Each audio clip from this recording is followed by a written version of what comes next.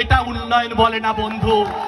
আরে আমার বাবা লাঙ্গল চষত, মাঠেতে জমি চাষ করত, বলদ নিয়ে জঙ্গল চাষ করেছে।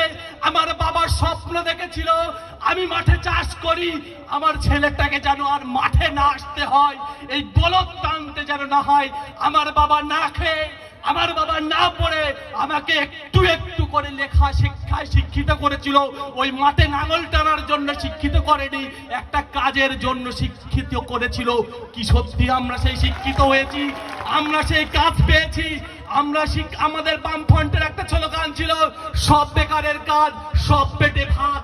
আমরা কি সেই পেয়েছি? 2011 সালের আগে আপনাদের বিবেকের কাছে প্রশ্ন করুন, আপনাদের বুদ্ধির কাছে প্রশ্ন করুন।